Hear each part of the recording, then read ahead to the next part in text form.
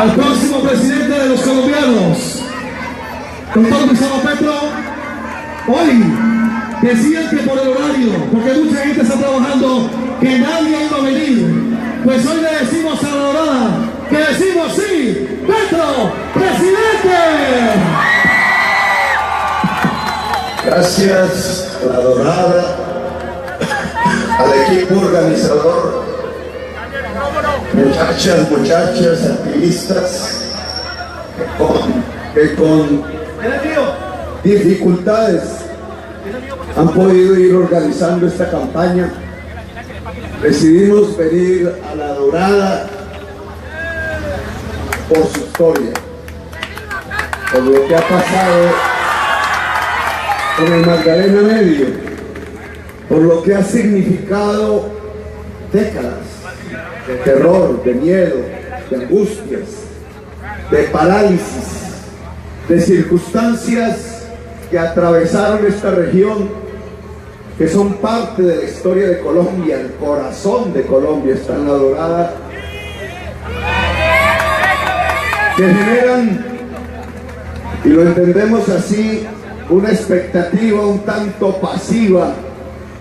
Hay que ver, hay que escuchar, quizás desde alguna casa por allí, desde algún piso, para no exponerse. No es el horario, es la historia. Y por eso quisimos venir aquí a abrir, a hablar, a desparalizar, a quitar los miedos, a barrer como los vientos barren las oscuridades, a hablar, a mirar qué puede ser un Magdalena distinto al que hoy hay. Claro que yo sé lo que pasó aquí, claro que he leído en los libros, incluso siendo muy niño casi, la historia que había en este lugar. Claro que sabemos que el Magdalena Medio hace 60 años no tenía la geografía y el paisaje que hay hoy. Era una región de bosques, de biodiversidad, a donde llegaban campesinos, colonos, escapando de otras violencias que vivieron nuestros padres y nuestros abuelos allá en el Tolima o en la zona cafetera propiamente dicha, o en la Antioquia o en la Boyacá, cuando la gente la conducían a matarse por tener un trapo rojo o por tener un trapo azul, cuando, como decía Gaitán, ojo pueblo, les decía, no se dejen dividir, el hambre liberal es igual al hambre conservadora. Y mientras le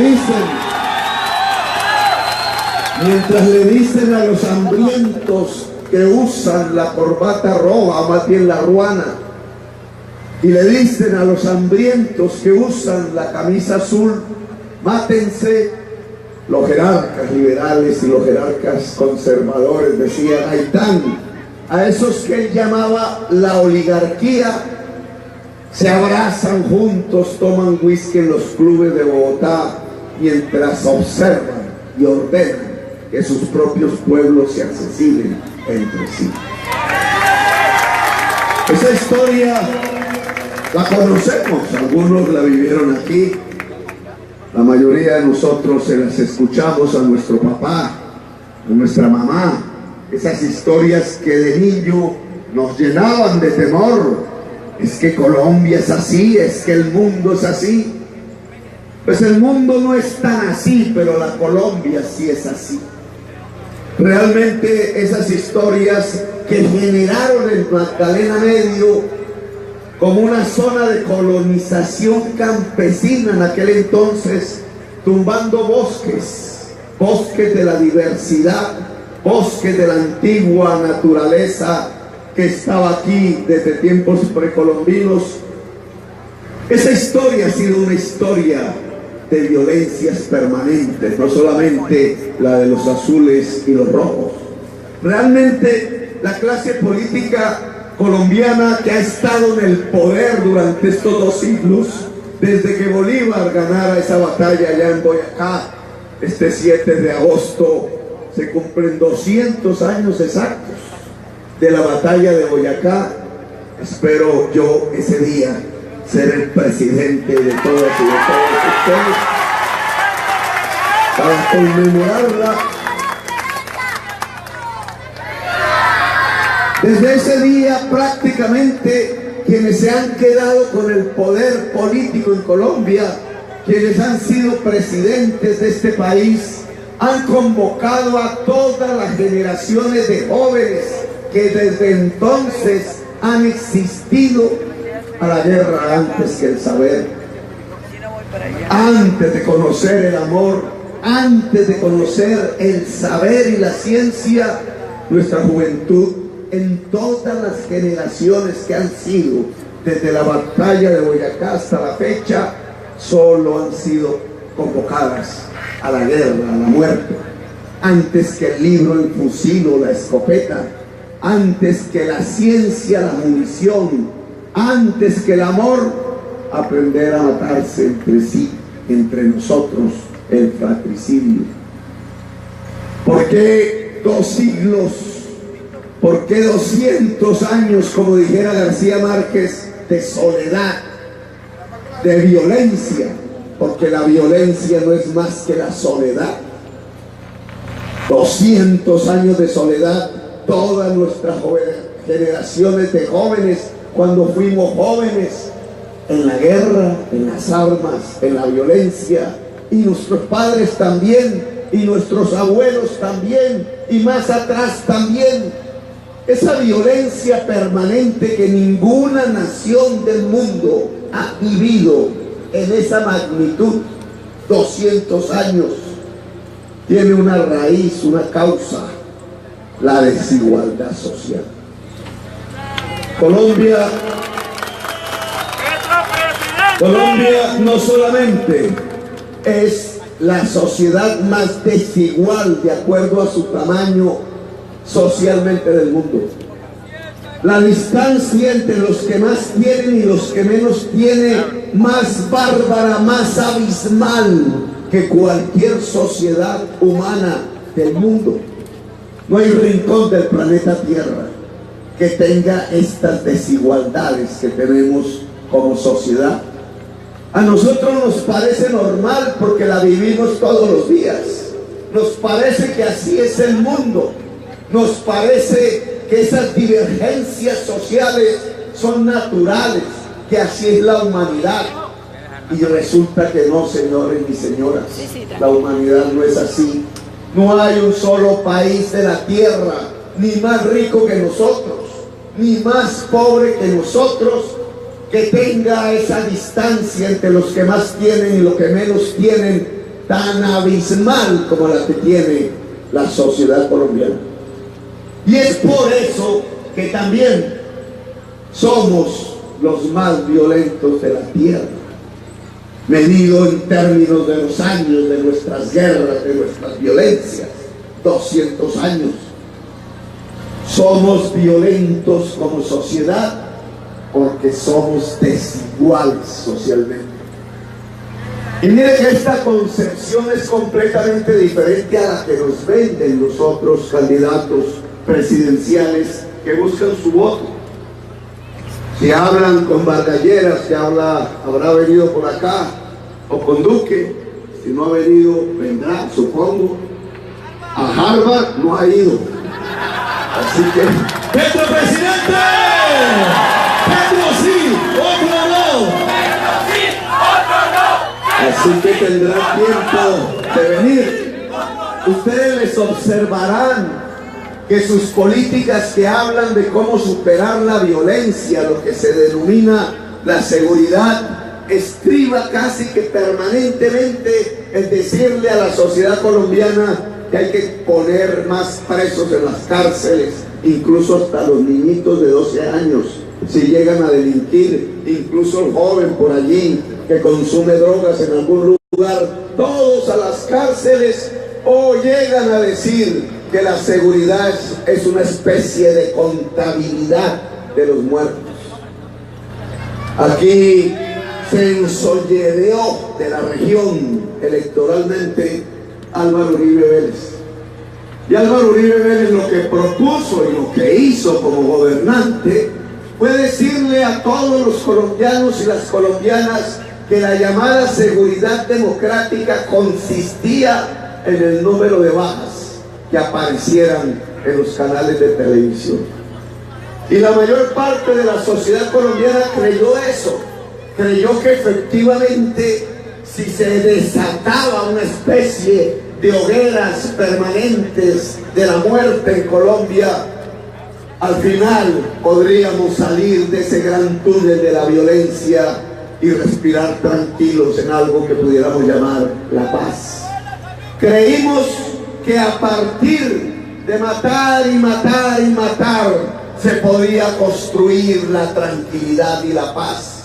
Se nos olvidó incluso que allá en la época de nuestros padres, de nuestros abuelos, en esa violencia roja y azul que generó la colonización del Magdalena Medio por gentes que escapaban de sus hogares, de sus pueblos, huyendo aterrorizados a una barbarie terrible, y venían aquí a ver si al lado del río Magdalena, entre los cantos de los loros, tras el rugir, todavía habrían allí los pumas, etcétera, se podía encontrar un lugar de paz en esa Colombia ensangrentada.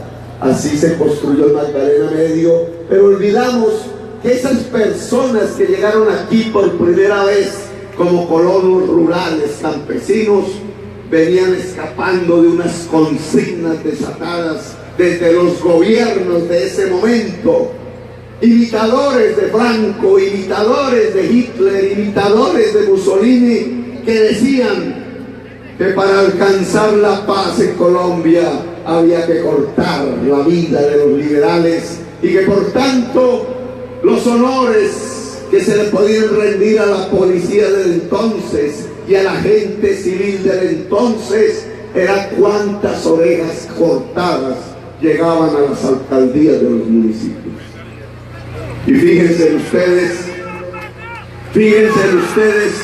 tras ese olvido, volvieron a cortar las manos, volvimos a vivir la experiencia de alguien que decía que la seguridad se medía en número de muertos.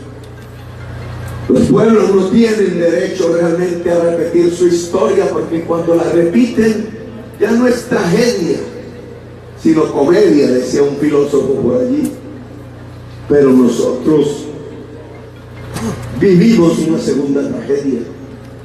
No hace mucho, ese mismo que decía que la seguridad se mide en muertos, desató una oleada que la prensa nacional, acostumbrada a llamar las cosas por otro nombre, como para que las sociedades no discutan, no reflexionen sobre su propia realidad.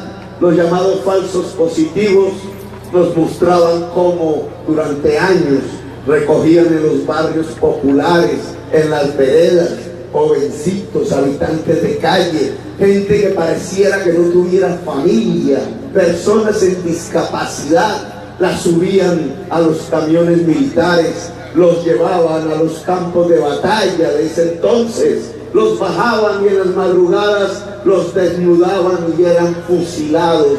Miles por miles, 1000 primero, 2000, 3000 jovencitos para ser vestidos después como guerrilleros, con armas en la mano que nunca habían sido usadas, para llevarse después a RCN y Caracol, para que tomara las imágenes y para que la gente que viera por las pantallas, como una especie de corrida de toros sanguinaria, desde allá, desde el hogar, se levantaran a aplaudir al César con los pañuelos blancos, como se levantan en las plazas de toro ante la sangre, porque ante la sangre de esos muchachos que consideraban guerrilleros en ese momento, creían realmente que estaban alcanzando la seguridad de su propia familia.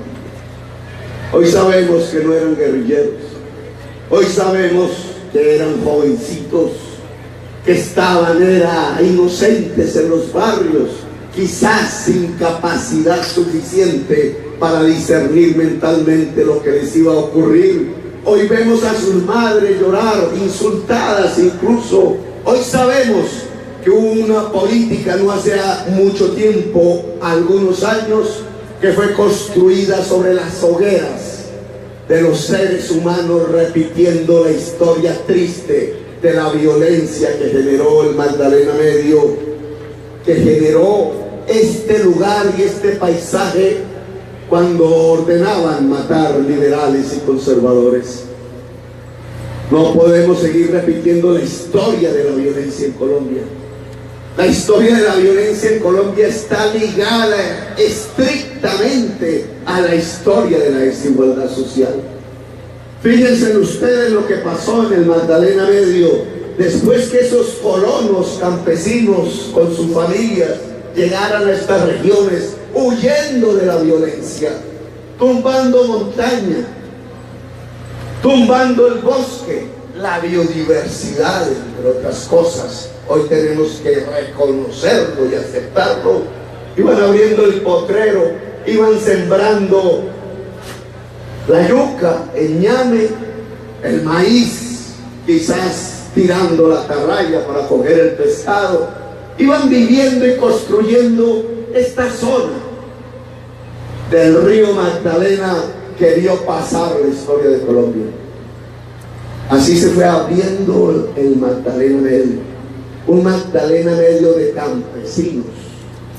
Yo me lo imagino en las noches, las hogueras, las luces de las velas, los candeleros, aquellas lámparas que usan los campesinos. Me lo imagino en esas planicies lleno de ese tipo de luces, de gente que intentaba construir una nueva vida, que quizás se asociaba, que iba viendo en el río la posibilidad de sacar los productos del pan coger, los productos de la alimentación. Era un Magdalena Medio que producía comida y que le daba el albergue de su tierra generosa a la familia campesina que había huido de la violencia en otras zonas del país. Los colonos, las colonos.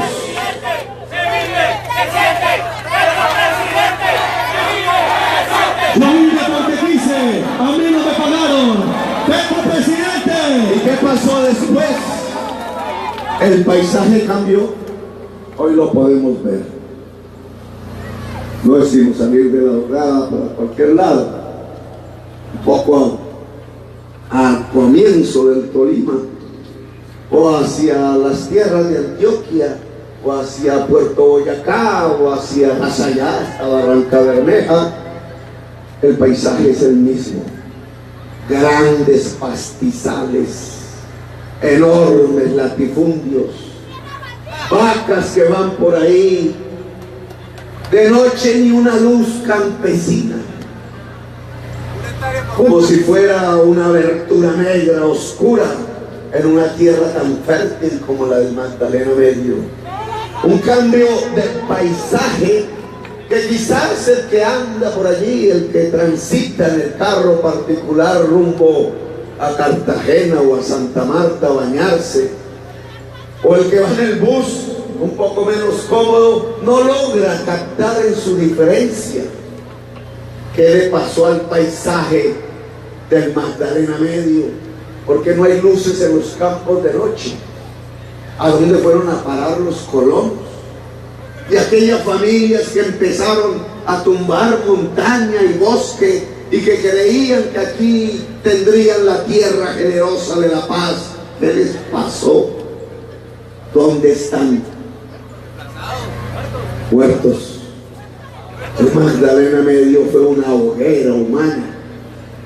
Al Magdalena Medio lo arrasaron miles de gentes que porque eran de izquierda, como no iban de ser de izquierda los campesinos que huían de la violencia liberal y conservadora, si se habían dado cuenta que los partidos a los cuales habían jurado fidelidad eran maquinarias que habían ordenado la muerte de su propio pueblo, que los gobernantes aún humeante el cadáver de Jorge Eliezer Gaitán, los dirigentes por la carrera séptima del partido de Gaitán iban corriendo, atravesando entre los cadáveres para reunirse con el presidente del momento a ver si la insurrección popular y la rabia se podía calmar simplemente consiguiendo 3 ministerios que un Lleras cogió para sí y otros para sí.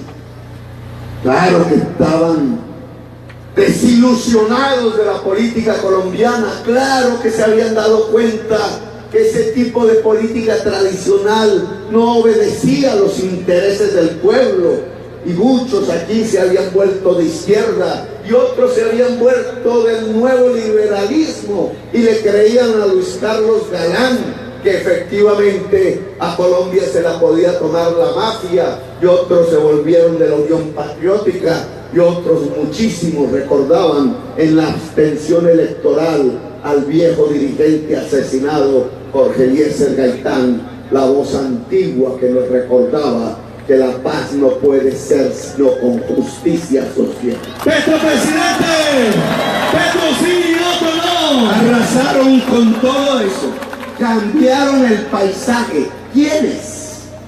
Lo que Luis Carlos Galán llamaba la mafia.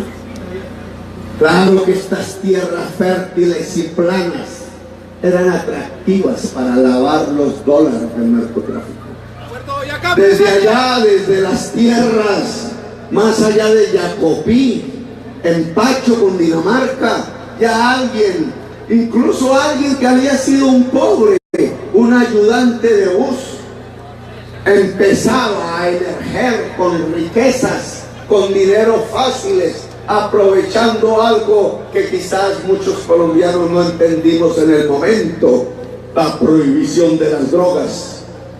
Y en medio de esas barriles de billetes, de dólares, empezaba a ser bien recibido por el senador, por el presidente, por el general. Lo paseaban por las instalaciones militares, lo paseaban por los palacios de gobierno, lo invitaban a tomar del mejor whisky mientras le solicitaban su dinero sucio de cocaína. Y empezaron a entender que eran el poder.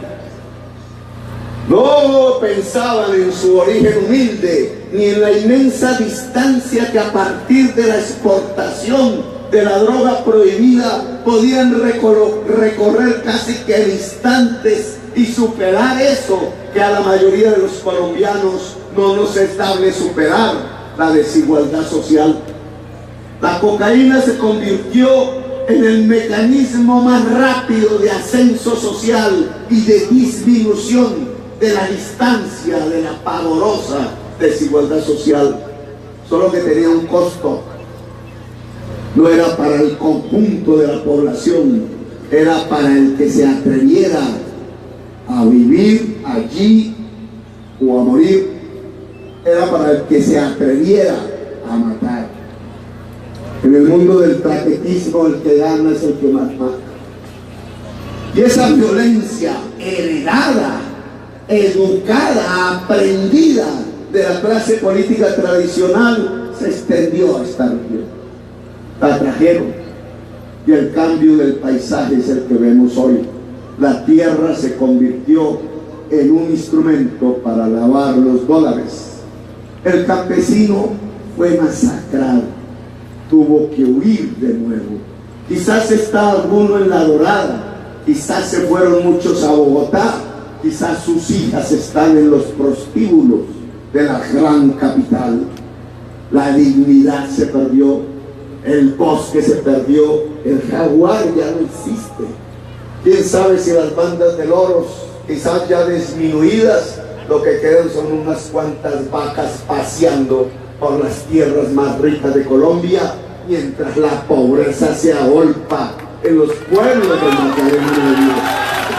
Petro presidente, Porque esta es la realidad de Colombia. Ahí está La Dorada. ¿Cuál es el porcentaje de pobreza en La Dorada? ¿Qué es lo que se vive allá en el barrio Las Ferias? ¿Qué es lo que hay allí si no es el hambre y la pobreza arrinconada, congestionada? Claro que allí van los hijos y los combatientes del paramilitarismo y los que eran de la guerrilla. Allá van los heridos de la guerra, ya se concentran los problemas de la humanidad en Colombia. Claro que en La Dorada se agolpa la sinrazón, la desilusión. ¿Qué puede pensar la juventud de La Dorada sobre su propio futuro, cuando lo que ha visto es el arrasamiento de la vida humana? Pues a eso vinimos aquí, por eso vinimos a La Dorada a hablar, porque yo creo que ese paisaje hay que cambiarlo de nuevo, y ese es el objetivo de Colombia Humana. Yo creo que ese mundo de inmensos latifundios improductivos, de centenares de miles de hectáreas que pudieran producir alimentos y generar puestos de trabajo y oportunidades y industrialización, cultivos como incluso uno puede observar de Mariquita o de Lérida hacia el sur del Tolima, granjeros, pequeños y medianos empresarios que siembran el arroz, el maíz, los mangos o el aguacate que no le gusta a Duque, o centenares de productos que sabemos que se pueden producir en este Petro sí, otro no. Puerto Berrío, La Dorada, con Petro. Hagamos un esfuerzo cercano, concreto. Cojamos esa carretera de aquí hasta el Espinal. No es mucho, pero hay un cambio de paisajes y hay un cambio de situaciones sociales. Sin decir que allá están en un paraíso, ¿no? Pero miren las casas, miren a los ojos de la gente, miren el paisaje de la tierra. Es muy diferente la casa del campesino cuando hay sembradíos de arroz, cuando hay cultivos sobre la tierra fértil del Magdalena, del Valle del Magdalena, y miren cuando se acaban esos cultivos y empiezan los grandes latifundios que el señor, se me olvidó su nombre, el esposo de la Cabal, la Jorí, llama ganaderos. No, señores, esos no son ganaderos, esos son mega narcoterratenientes. Petro sí, otro no. Apenas llegan a la zona de los mega narcoterratenientes, y Gacha quizás fue el primero, las casas campesinas se vuelven de pobres. Ya no hay piso de cemento, ya no hay ladrillo y cemento y estética y flores. Ya lo que ustedes empiezan a observar es el reino de la pobreza, o en el campo o en la ciudad. Y no hay mucha distancia, no hay mucha historia. Lo que hay es una estructura y un uso diferente de la tierra, de Lérida hacia el sur que de Lérida hacia el norte. Aquí nos expropiaron la tierra. El expropiador no es Petro, no crean en esas mentiras de las cadenas de WhatsApp, que ahora ya hay quien las reivindica un venezolano que se llama JJ.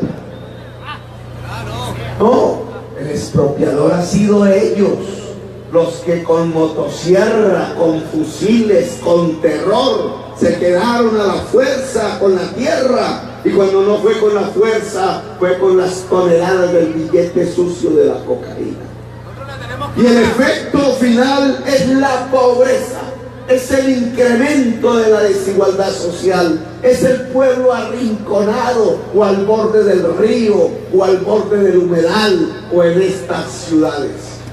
La Colombia Humana tiene que cambiar eso. La Colombia Humana quiere que esas tierras produzcan alimentos. Esa es su función social. Petro sí, otro no. Y el camino que hemos escogido para ello no es el de la violencia, no es el de las armas. Aquí llegaron, y ustedes lo saben también, los guerrilleros.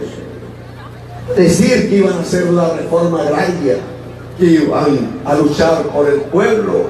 Algunos lo hicieron, como Ricardo Franco, pero la realidad es que esas guerrillas armadas terminaron tan degradadas como lo que decían que iban a destruir, tan injustas como los injustos, tan sanguinarias como los sanguinarios.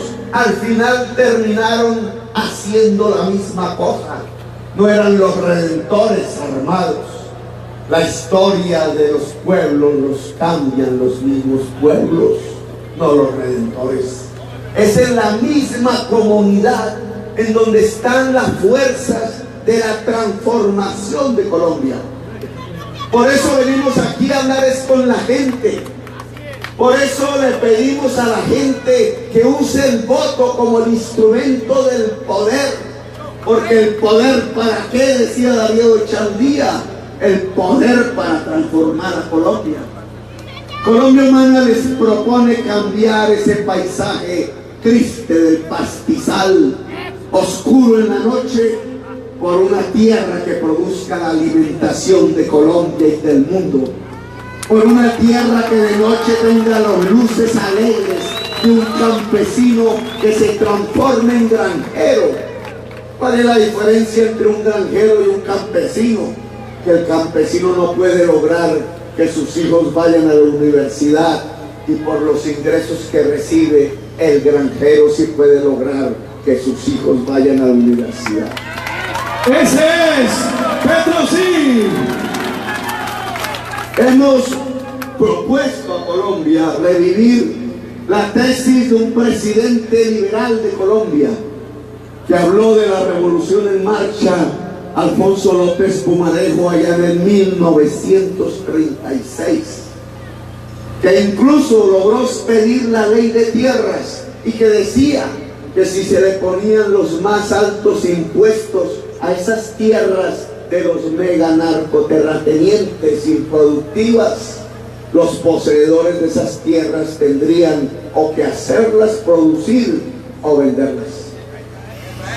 Un gran mercado de tierras en el Magdalena Medio hay que abrir. Todos esos latifundios tenemos que lograr que se pongan en venta. Y el impuesto pacífico es un mecanismo para lograrlo. Que vamos a engañar al funcionario y sembramos 4 matas de plátano y le decimos que entonces la tierra sí es productiva. No, señores, en los cultivos de alimentos se produce un empleo cada 5 hectáreas. Si alguien tiene allá 1000 hectáreas, o como Álvaro Uribe Vélez, 10.000 o más, en esas tierras que tienen que tener una función social, que es producir alimentos, tendrían que haber en esas simples matemáticas que no hay necesidad de aprender en Harvard. Si son 1000 hectáreas entre 5, se producen 200 puestos de trabajo. Si son 10.000 hectáreas, 2.000 puestos de trabajo. Y el que posea esa producción debe poner a sus trabajadores en la seguridad social, es decir, que nos tiene que demostrar con las cotizaciones de salud y de pensiones que tiene efectivamente 200 trabajadores en 1000 hectáreas o 2.000 en 10.000. ¿Cuánto dice Petro, presidente? ¡Ese es! Y si Álvaro o sus amigos nos dice, Petro, no los tenemos, entonces ¿usted qué va a hacer? No tenemos la plata para producir esa tierra. Tranquilo, Álvaro, vende tus haciendas. No te preocupes, si vendes tus haciendas, el Estado colombiano las compra y se las entrega al campesino, al pequeño y mediano empresario. Ese es el presidente. Que buscan alimentos.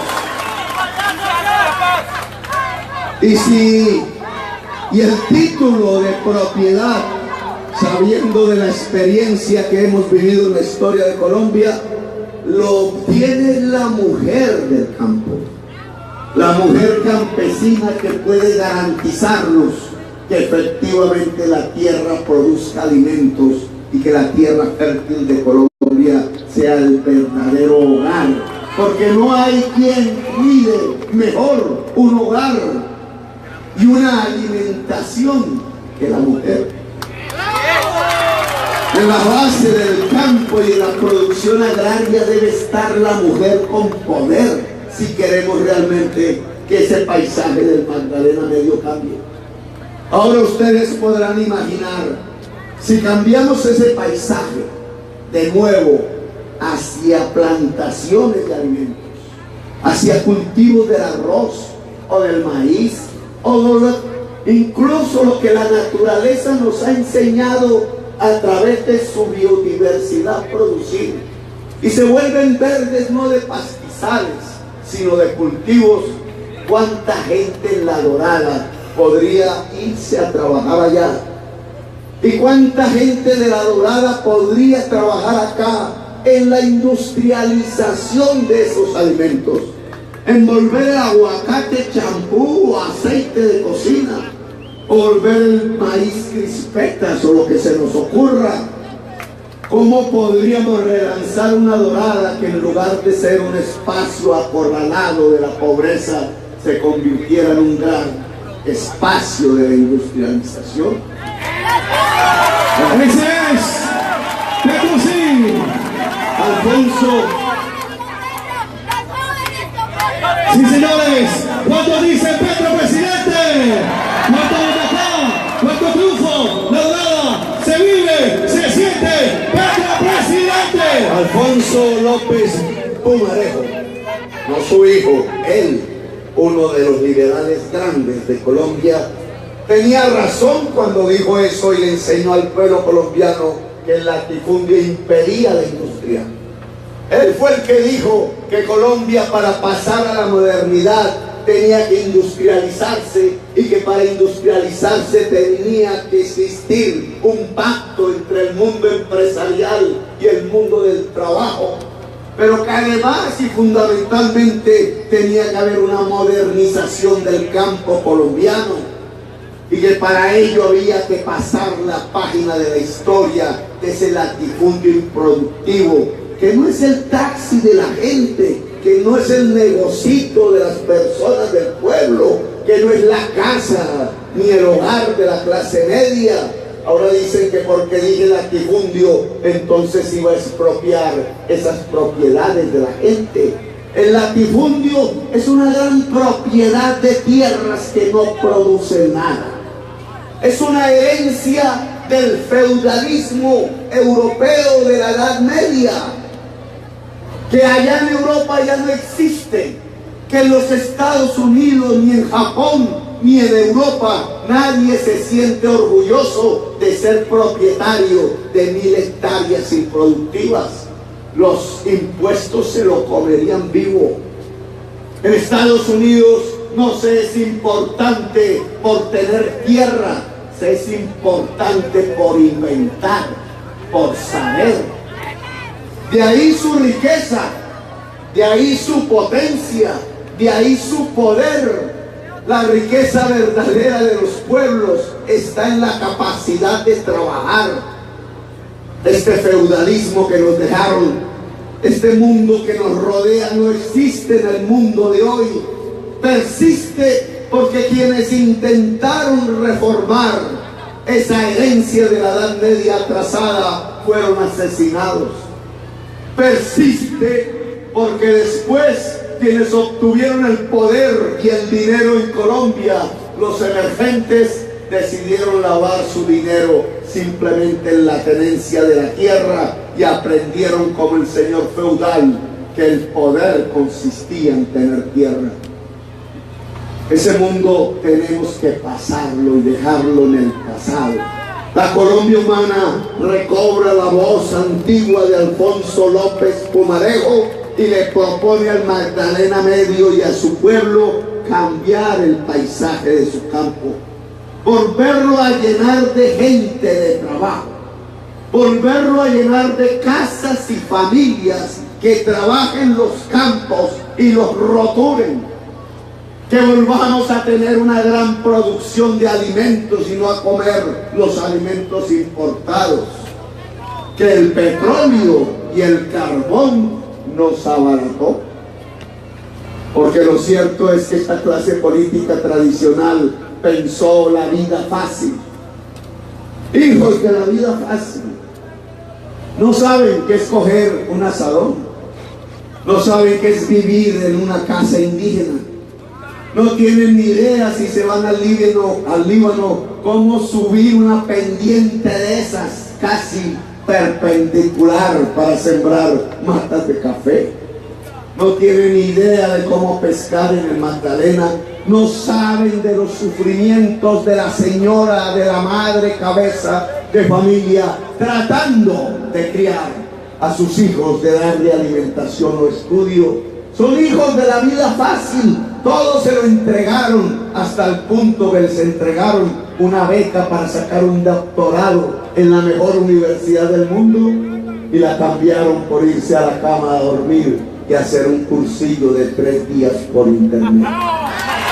Hoy le decimos, Petro, la dorada, presidente.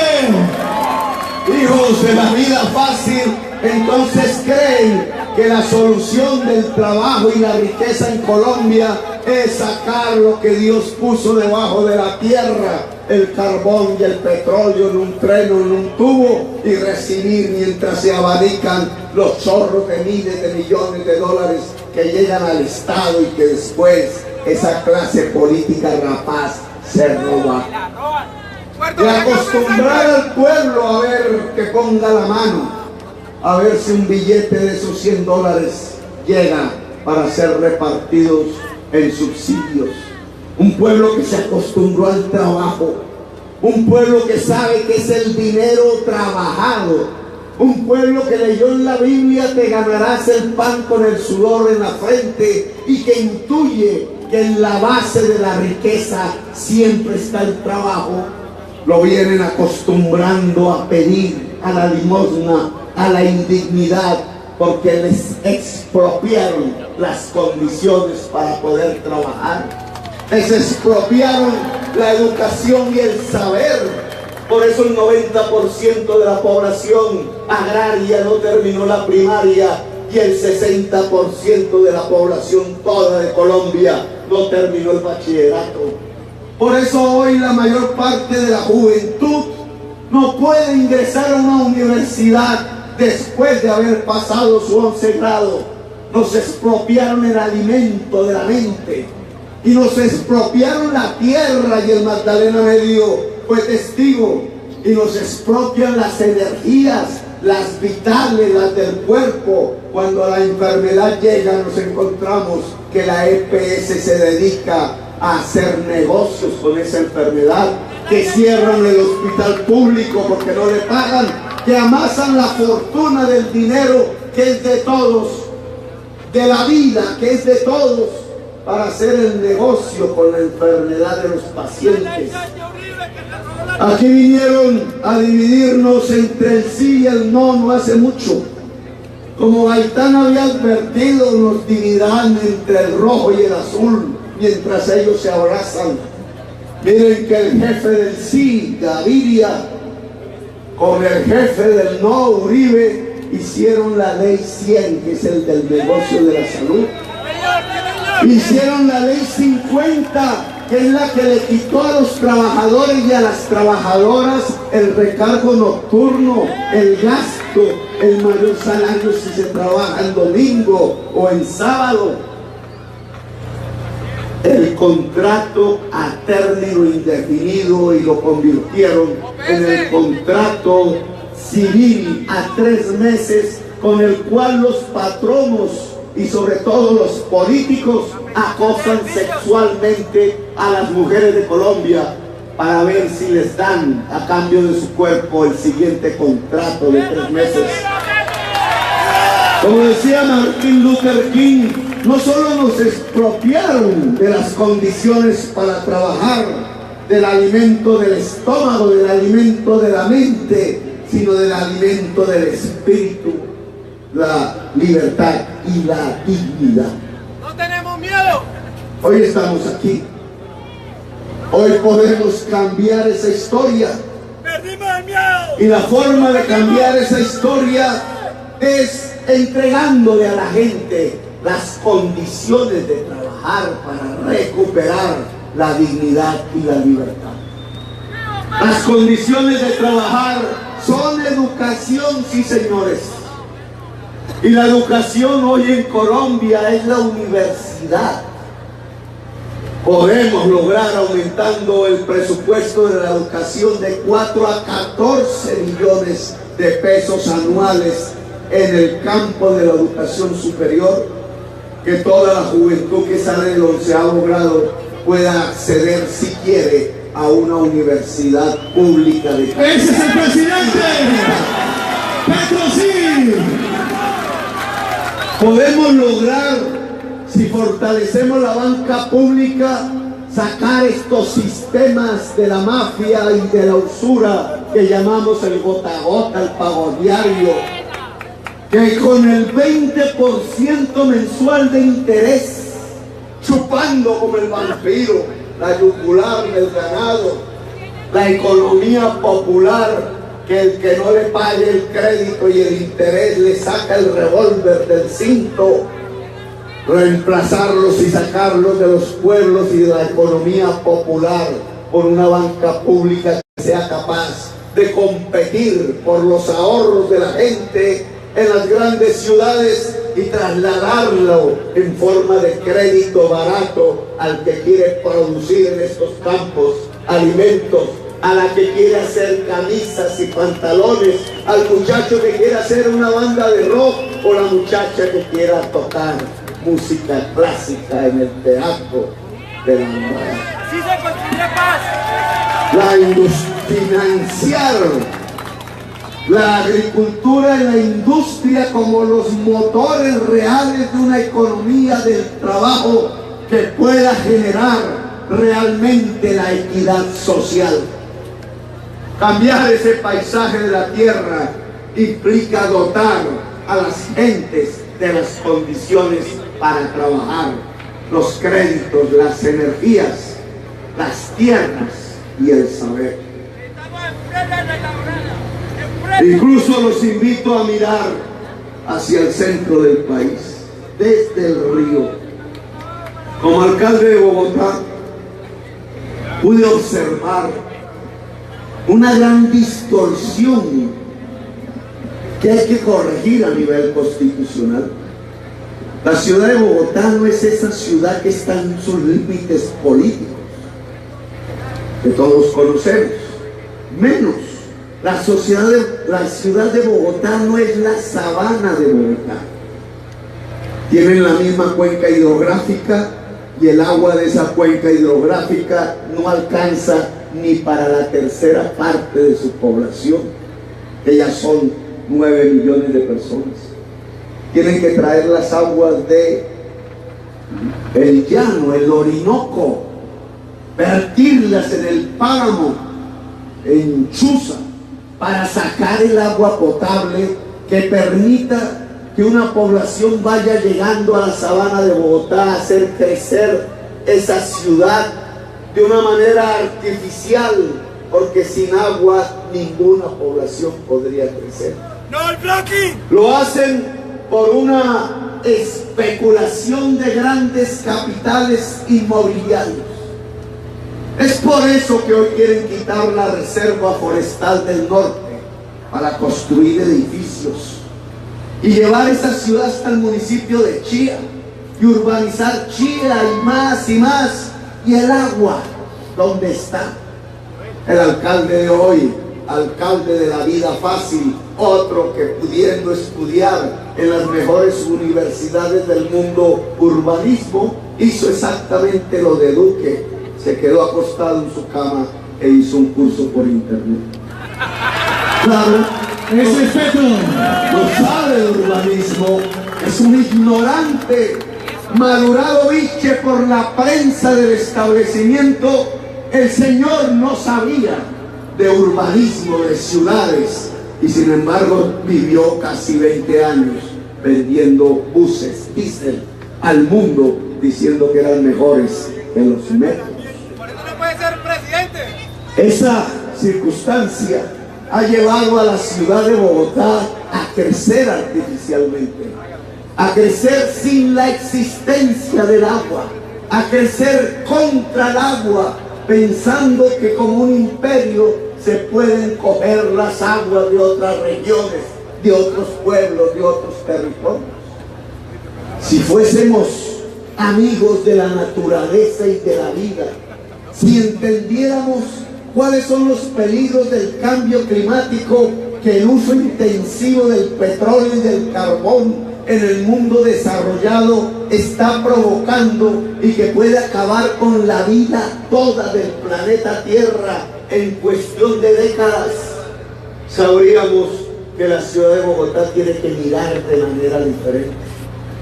No allá centrada como el ombligo en la sabana de Bogotá, capturando las aguas de otros pueblos. La ciudad de Bogotá tiene otra geografía económica. Esa ciudad tiene aquí algo que hacer. Y tiene allá en Villavicencio, al otro lado, en el comienzo de los llanos, algo que hacer. La economía bogotana, la industria, la actividad productiva que podría darle prosperidad a la propia ciudadanía bogotana, no puede ser si no sale al mar. ¿Dónde han visto ustedes una gran ciudad que pueda prosperar sin estar al lado del mar o de un río navegable? Fueron los españoles los que se inventaron eso, porque eran feudales y no estaban pensando en producir, en inventar, estaban pensando en rentar. Creían que poniendo a los indígenas como siervos de la gleba se podrían volver prósperos. El mundo iba por otra parte. El mundo era de los comerciantes, el mundo era de los navegantes del mar.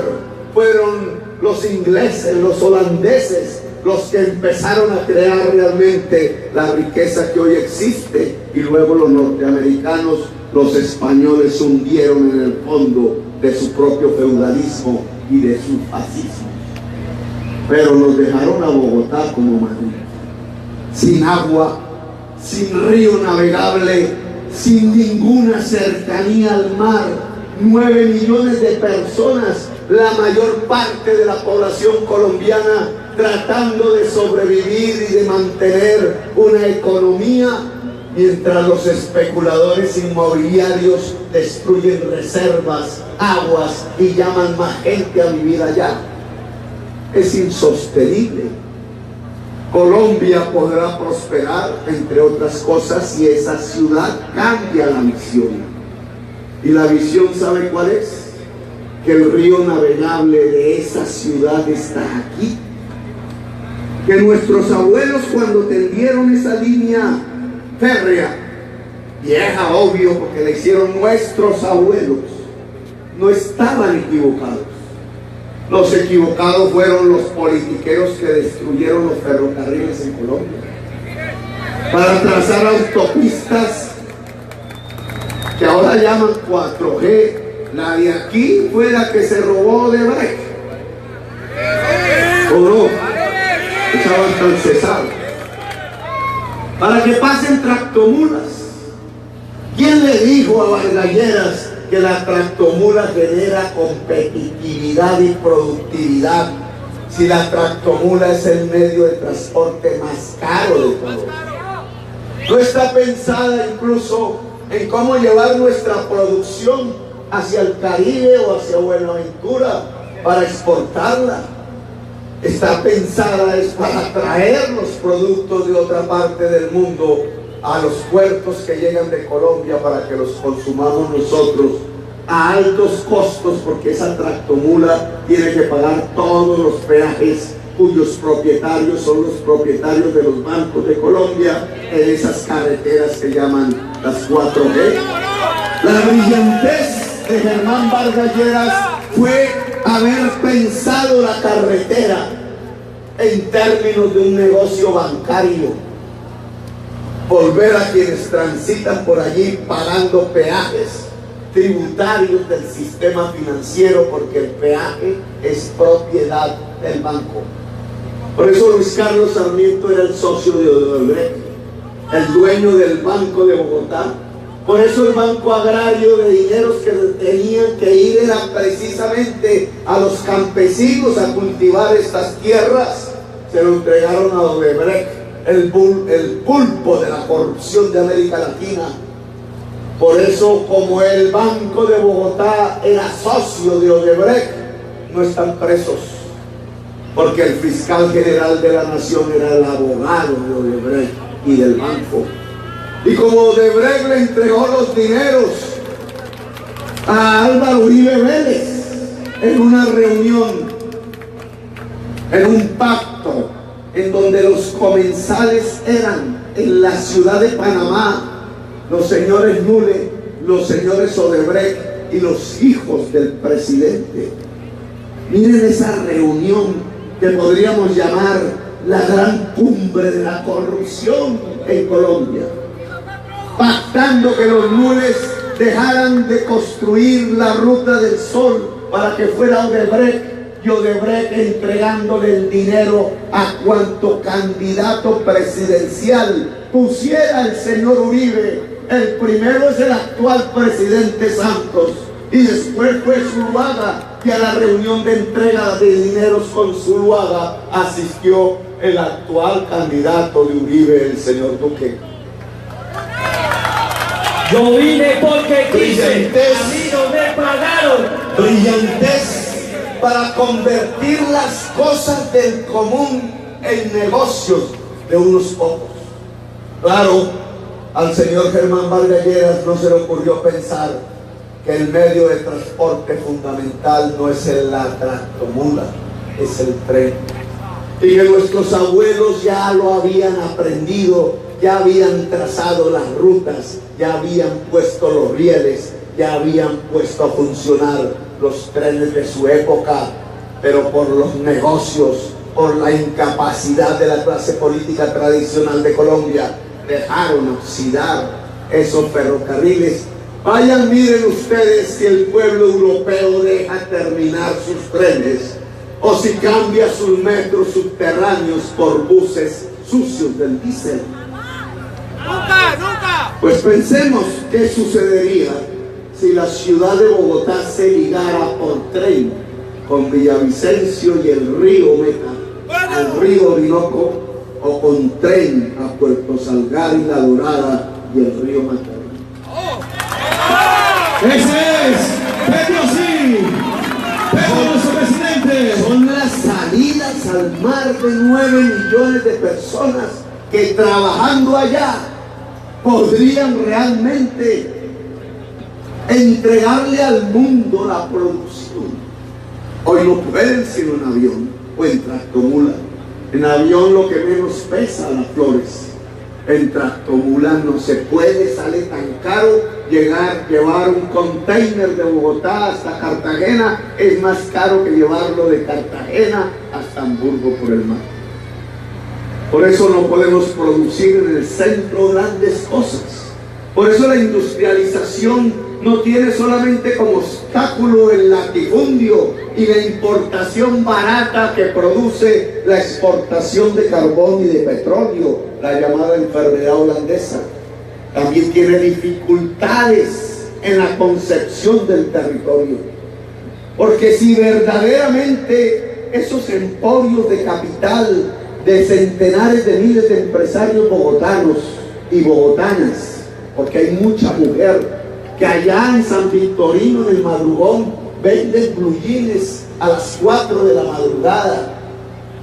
Esas universidades, esa posibilidad del saber, entendieran que sus puertos al mundo están en La Dorada y en Villavicencio, la ciudad capital sería diferente. La capital de Colombia estaría en La Dorada, estaría en Villavicencio y en ese ombligo de la sabana de Urabá. Y La Dorada sería entonces una ciudad industrial. No solamente cultivar los latifundios, sino traer el tren de Bogotá hasta el río y hasta el mar, por el Valle del Magdalena, propiciarían que La Dorada pudiera ser uno de los centros industriales de la Colombia humana. Aquí podría establecerse, como en Sogamoso y en Duitama, pero con mayor fuerza en La Dorada, la industria metalmecánica colombiana, la producción de carros, ojalá eléctricos, de motos, ojalá eléctricas. ¿Qué estamos haciendo nosotros? Importando motos japonesas, motos chinas y no sé de dónde más, que muchas están en La Dorada, gastando en gasolina y contaminando la ciudad. Gasolina cara, a uno de los precios más altos del mundo, cuando tenemos una energía que es el sol. Y ese sol en los techos de las casas, cambiando tejas de asbesto cancerígeno por paneles solares, podrían generar energía costo cero en la ciudad. No solo con cero costo, sino con la capacidad de convertir en el hogar un taller productivo, la alimentación gratuita de la energía de una moto eléctrica o de un carro eléctrico, la energía solar, el río, la tierra cultivada y el tren. Está hablando Carreta Petro. Fíjense, Fajardo ayer escribió un trino, ahora le dicen en el Twitter, Petro es populista, dijo. Universidad gratuita, dijo, populismo. Nosotros en la Universidad Distrital tenemos una universidad gratuita. Pasar de 3.6 billones a 14 billones anuales el presupuesto de la educación superior no es imposible. En esa universidad distrital el costo al distrito de Bogotá de cada muchacho o muchacha, precisamente para que no pague matrícula, es de 7 millones de pesos.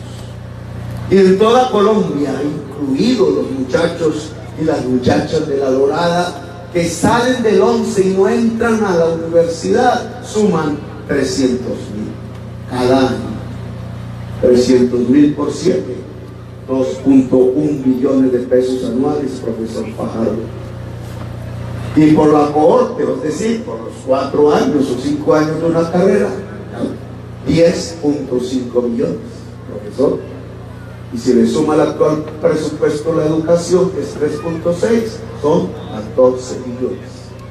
Es decir, que si Colombia fuese capaz, por su voluntad política a través de su presidente, de cuadruplicar el presupuesto de la universidad, así toque sacrificar otros gastos, así toque quitarle las exenciones de impuesto de renta a los grandes capitales de Colombia, claro que podemos hacer el esfuerzo de que toda la juventud colombiana pueda tener una educación superior. Ese es nuestro presidente. Esa irradiación del saber en la sociedad, pues cambiaría la historia de Colombia en el sentido de dejar de tener una de las ignorancias académicas más altas del mundo. 90% de la población rural sin primaria, 60% de la población colombiana sin bachillerato. Profesor Fajardo, si lo hubiese hecho en Antioquia, otras cosas estarían pasando también en Antioquia. El aumento de la calidad de la educación en este país es sustancial, porque la educación y el saber es la base del trabajo humano en la agricultura y en la industria. Por eso no se llama populismo, esa es una inversión. Y por eso cuando hablamos de paneles solares, fíjense ustedes la paradoja Fajardo, que es antioqueño, alcalde de Medellín, fue gobernador de Antioquia, dice que es populismo. Y aquí hay una hacienda que se llama Guadalupe, que ha sido comprada por las empresas públicas de Medellín. ¿Y qué creen que van a poner ahí? La primera central de EPM de paneles solares de la empresa en La Dorada. Profesor Fajardo, si usted le cambiara los techos de las casas de Medellín de tejas de asbesto por paneles solares o de tejas de greda por paneles solares, la ciudad de Medellín electrificaría rápidamente sus motos, sus carros, sus industrias, y el aire de Medellín sería respirable y no mataría gente, niños y viejos. Ese es el presidente que necesita Colombia. Traído aquí, Petro sí. sabedores que Empresas Públicas de Medellín va a poner la primera generadora de esa empresa de energía solar en La Dorada. ¿Por qué entonces cada hogar en La Dorada no podría cambiar su techo con la ayuda del gobierno por paneles solares para que la energía eléctrica que consume en su hogar salga gratuita? Porque es que el sol no nos cuesta. Los neoliberales de Colombia o del mundo no tuvieron la capacidad suficiente de podernos vender el sol, porque si la hubieran tenido, solo los que tienen plata tendrían sol y los que no lo tendrían. Si lo lograron con el agua, y la Colombia humana tiene que quitarles ese negocito, porque el agua potable es la base de la vida, y no es posible que regiones enteras de Colombia vean morir sus niñitos y sus niñitas solo porque el agua que debería ser la potable es vuelta a un negocio, se le vende allá a los barcos en Buenaventura mientras los niños mueren de sed, o allá en La Guajira, en el Cerrejón, para sacar carbón, mientras la tasa de mortalidad infantil de los indígenas guayú se eleva como a los niveles de los países más pobres del África. La Dorada puede ser un gran centro de generación distribuida, es decir, en el hogar, de energía eléctrica a partir del sol y del panel solar. Y ya nuestros abuelos habían traído el ferrocarril desde la ciudad de Bogotá hacia el mar. Y ya está ese río Magdalena que Dios o la naturaleza puso. No entremos en debates religiosos, porque el presidente de Colombia debe garantizar la libertad de cultos en este país. Tenemos la tierra fértil. ¿Qué nos falta? Nos falta el saber, nos falta la universidad, nos falta una presidencia que vuelva a esa tierra fértil, cultivos con puestos de trabajo, nos falta industrializarla con el saber y la energía y el crédito en la ciudad de La Dorada, nos falta modernizar esa línea férrea como tiene que ser hoy, eléctrica hasta el mar. La Dorada es el gran puerto con Puerto Salgar, que por eso se llama así, del lado cundinamarqués de la gran capital de Colombia, Bogotá. Es decir, La Dorada tiene la oportunidad de ser uno de los centros, polos de desarrollo industrial de Colombia. Y por ese camino, que no es de mentiras, que no es un cuento de marcianos, que no existe, que la línea férrea está ahí, que el río está ahí, que la tierra fértil está ahí, que los saberes están ahí en los computadores y en los libros, que el sol está ahí, que juntando eso en este pueblo podríamos realmente superar la pobreza, podríamos realmente, bajo las condiciones del siglo XXI, volver realidad aquella consigna del presidente grande liberal Alfonso López Pumarejo, la revolución en marcha, la modernidad de Colombia, que ese es el camino que también nos enseñara un grande del liberalismo Jorge Eliezer Gaitán, el camino del trabajo humano es el camino de la construcción de la riqueza, y por tanto esa gran distancia abismal entre los que más tienen y los que menos tienen se puede recortar si los que menos tienen las condiciones para poder trabajar. La paz es la justicia social, decía Gaitán, y la justicia social se construye entregándole las condiciones de trabajo a la gente. La Colombia humana ha venido a La Dorada, al centro del Magdalena Medio, para pedirle a su pueblo que recobre la energía, que deje la parálisis que el miedo y el terror dejó en la región, que volvamos a ser ese gran pueblo progresista y libertario, usando el voto en un camino, el de su propio beneficio, el de abrir las perspectivas que el siglo XXI le depara a la región. Nosotros hoy, cerca del 27 de mayo, estamos como en el viejo pasaje bíblico, uno de los más hermosos. Si ustedes han leído la Biblia, porque yo sí, allí hay un pasaje que dice: había un pueblo en la esclavitud, y para poder correr hacia la libertad y escapar de la esclavitud, tuvo que partir el mar. La multitud partió el mar, oh Dios,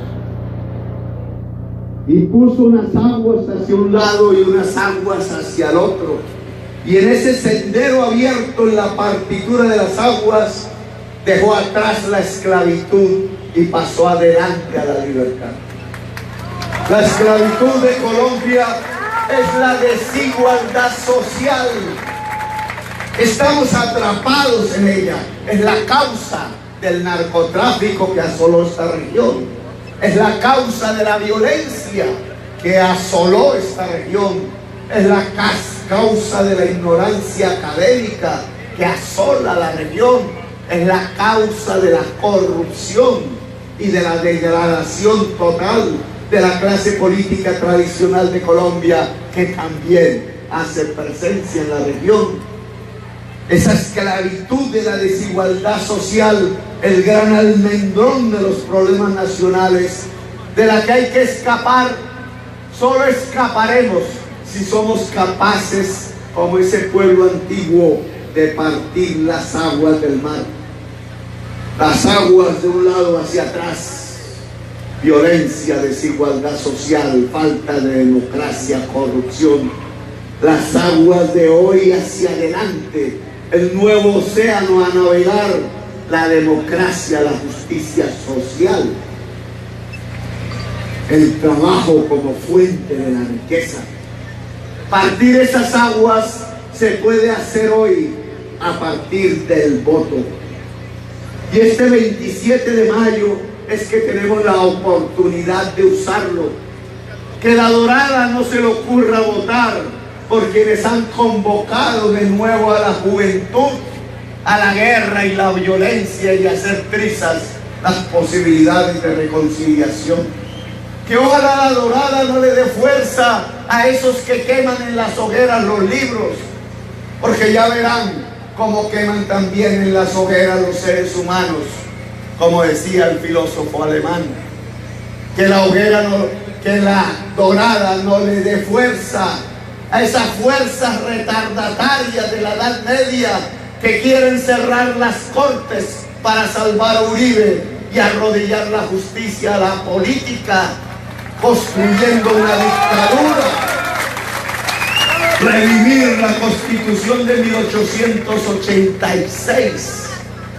Que La Dorada no le dé fuerza a esas fuerzas retardatarias que quieren mantener la economía colombiana paralizada y raquítica, subordinadas en su agua al petróleo, al carbón, al fracking. ¡No al fracking! Yo les propongo el otro camino: la agricultura, transformar ese latifundio improductivo allá afuera en campos de cultivo de la gente, de alimentos para la humanidad. Yo les propongo otro camino, la industria. La industrialización de esa alimentación producida, ojalá en propiedad de los mismos campesinos y pequeños y medianos empresarios productores. Yo les propongo otro camino, que el rey de la sociedad no sea el trajeto y su novia, que el rey de la sociedad sea el maestro y la maestra, y el estudiante y la estudiante. Ese es el presidente que Yo les necesita propongo otro camino a la dorada, que bajo las condiciones de lo que hoy se llama la tercera revolución industrial en el mundo, las redes, los saberes, las energías limpias, y con el saber antiguo de nuestros abuelos, el ferrocarril de Bogotá a La Dorada, el río Magdalena y la salida por el Caribe al mar, La Dorada se vuelva el escenario de una gran producción agraria, agroindustrial e industrial, con base en el saber de su juventud y con el emprendimiento de sus gentes. Ya verán que ese camino no va a enfrentar a jóvenes uniformados de la policía y del ejército con otros jóvenes uniformados por las mafias o la guerrilla. Aquí será la paz. El joven policía podrá ir a la universidad y el joven soldado profesional, porque no habrá servicio militar obligatorio, podrá ir con los presupuestos del Ministerio de la Defensa, en los más abultados de Colombia hoy, a la universidad, porque esa juventud, como la juventud civil, es la base del saber en Colombia. No se enfrentarán entre sí más. Por primera vez después de los 200 años de soledad, una primera generación de jóvenes será convocada a la paz, al saber, al amor, a la ciencia y al arte. Petro, Por presidente. primera vez en la historia republicana de Colombia, partir las aguas a partir del voto y lograr que en La Dorada vuelva a ponerse en el centro, en el corazón del Magdalena Medio, una gran bandera roja de la libertad, una gran bandera multicolor de todos los colores de la democracia. Los espero este 27 de mayo en las urnas, y de acuerdo a ese resultado en las urnas, ojalá allí en primera vuelta, los espero en el Palacio de Nariño como presidente de Colombia. ¡Ese En la gran fiesta multicolor el 7 de agosto de este año 2018, para empezar el primer día de la democracia y el primer día de la era de la paz de Colombia. ¡Viva la dorada humana! ¡Se vive! ¡Se siente! ¡Petro presidente! ¡Viva la Colombia humana! ¡Que viva! Me llamo Gustavo Petro y quiero ser su presidente. ¡Petro